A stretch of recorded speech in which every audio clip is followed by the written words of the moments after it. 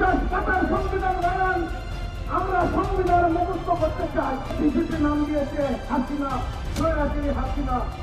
ইন্ডিয়াকে বাদ দিয়ে ভারতকে পুনর্জীবিত করুন। হাজার হাজার কোটি টাকা দিয়ে আমরা ওখান থেকে খাদ্য আনি, আমাদেরকে বাধ্য করুন না বিকল্প রাস্তা খুঁজে নিতে। আজকে এই সভা থেকে আমি দাবি করছি, ভারতকে পুনর্জীবিত করুন। ইন্ডিয়া যদি না আসে, ইন্ডিয়াকে বাদ দিয়ে ভারতকে পুনর্জীবিত করুন।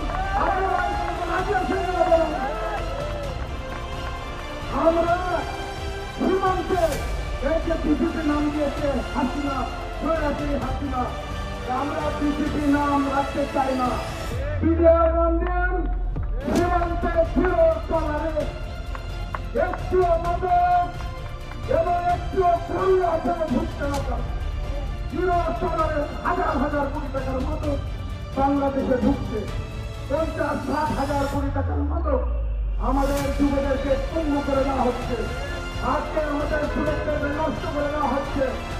একটি মাদকের বোতল, একটি হেরোইন সেন্সিটিভ ইয়াবাও যেন ভারত মিয়ানমারের সীমানা দিয়ে বাংলাদেশে না আসতে পারে।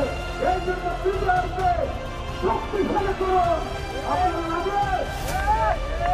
বন্ধুগণ, আমি আর একটি কথা বলতে চাই। এই যে বাংলাদেশের সংবিধান, 600 পাতার সংবিধান, এত বড় সংবিধান আমরা চাই না। এই সংবিধান কার জন্য? ওই বুদ্ধিজীবীদের জন্য, ওই ব্যারিস্টারদের জন্য। আমি বলতে পারি হলফ দিয়ে, এই পার্লামেন্টে যে 300 জন মেম্বার থাকে, তারা এই সংবিধান করে দেখে না। কি সময়ের জন্য সংবিধান বানান, 50 পাতার সংবিধান বানান। আমরা সংবিধান মুখস্থ করতে চাই, আমরা সংবিধান মুখস্থ করতে চাই। সংবিধানের ফাঁক দিয়ে যেন খুলে বেরিয়ে যেতে না পারেন, সেটা আমরা চাই। বর্তমান রায় শুরু হয়েছে, এটা আমরা বহুদূর নিয়ে যাব। কৃষক, শ্রমিক, যুবক